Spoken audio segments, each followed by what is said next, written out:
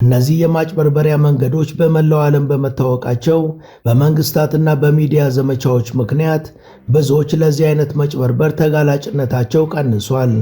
በዚህ ምክንያትም አጭበርባሪዎቹ የተለያዩና እስካሁን ያልታዩ መንገዶችን እየሞከሩ ዛሬም ቢሊዮን ዶላሮችን ከተለያዩ የዓለም ክፍሎች እየዘረፉ ይገኛሉ።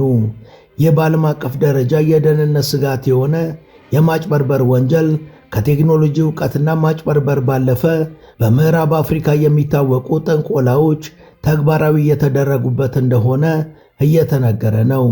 በቅርብ ጊዜ ከሳይበር ማጭበርበር ጋር በተያያዘ ተጠርጥሮ የታሰረ ወጣት ይፋ እንዳወጣው መረጃ ከሆነ አጭበርባሪዎቹ ያሆ ቦይስ ስራ እንዲቀናቸው ወደ ሀገራቸው ታዋቂ ጠንቋዮች ጋር ጎራ እያሉ እንደሆነ ይነገራል። ጎራ ብለውም ዕድል እንዲቀናቸው ጠቀም ያለ አዱኛ እጃቸው እንዲገባና ደና የሚሰረቅ ሰው እንዲያገኙ አስማት እንደሚያሰሩ ተናግሯል። በአጭበርባሪዎቹ ያሆ ቦይስ ላይ ጥናት የሚያደርጉት እኛ አጥኚዎች እንዲህ አይነቶቹን በጥንቆላ የሚሰሩትን አጭበርባሪዎች ያሆ ፕላስ የሚል ስያሜ ሰጥተዋቸዋል። አጭበርባሪዎቹና ሃከሮቹ መንፈሳዊ አሰራሮችን፣ ጥንቆላንና ጥቁር አስማትን እየተጠቀሙ መሆኑም መላው ዓለምን ጉድ አሰኝቷል።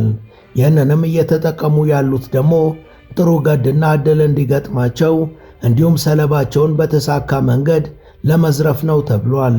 ይህ በቢዝነስ ኢሜል ማጭበርበርንና እንደ ፍቅር አጋር ቀርቦ ሰዎችን የማጭበርበር ወንጀል ቮዶ ከሚባለው የምዕራብ አፍሪካ የጥንቆላ አሰራር ጋር ማገናኘታቸውም ግርምትን እያጫረ ይገኛል።